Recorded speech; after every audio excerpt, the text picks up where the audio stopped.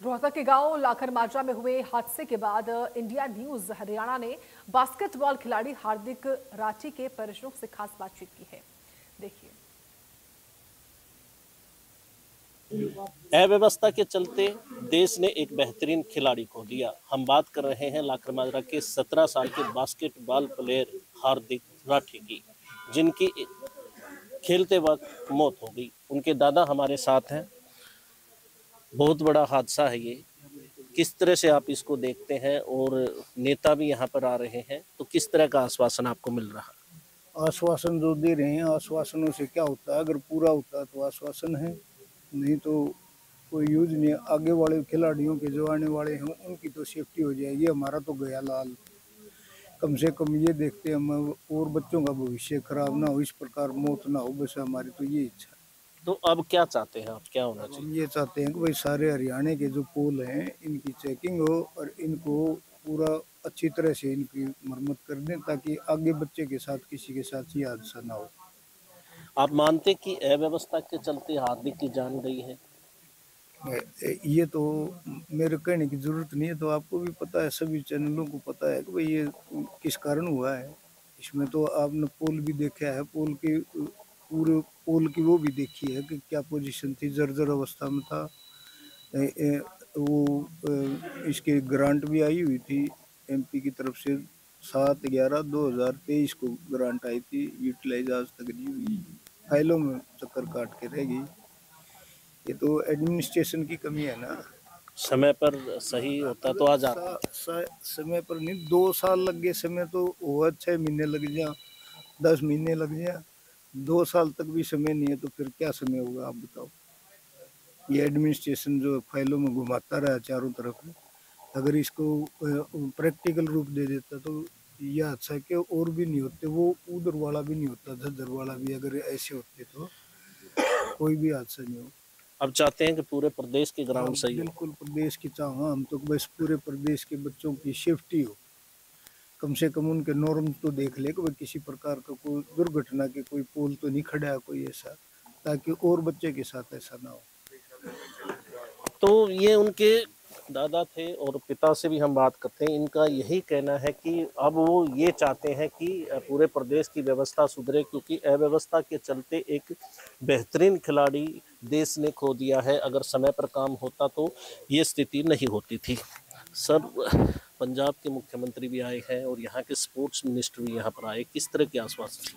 ये आश्वासन दे गए हैं भाई, आगे से नहीं होगी, दोषी पे कार्रवाई करेंगे, ये चीज़ करेंगे, आगे इस चीज़ का ध्यान रखेंगे। तो ये आश्वासन दे के गए हैं। आश्वासन तो तभी होगा जब पूरा हो जाए, तभी माना जाएगा।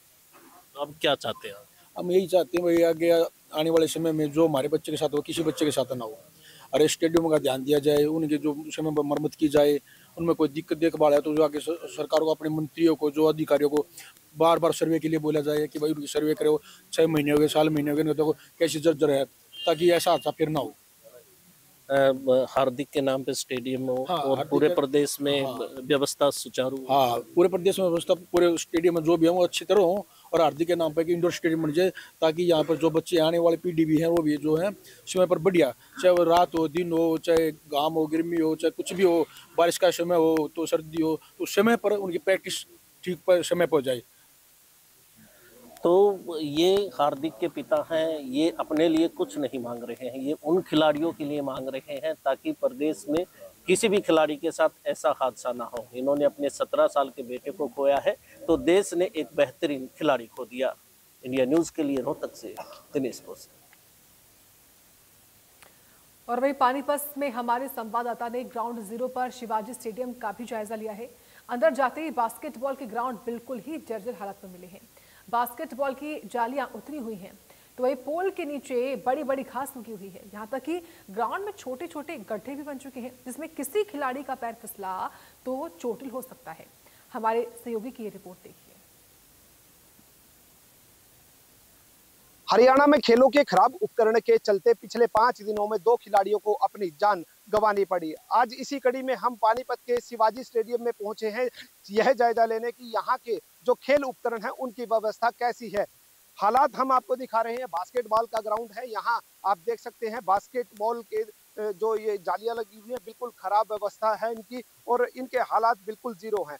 जो रोहतक में हादसा हुआ था, मैं बता दूं आपको, यहाँ से पुल टूटने के कारण हुआ था। फिलहाल जो यहाँ बास्केटबॉल का ये ग्राउंड है इसकी हालात दुरुस्त हैं और इसके बाद मैं आपको दूसरी जो साइड की बास्केटबॉल है उसके हालात आपको दिखाऊंगा कि किस तरह कितनी जर्जर हालत में है। जालियां बिल्कुल फट कर लटक चुकी हैं।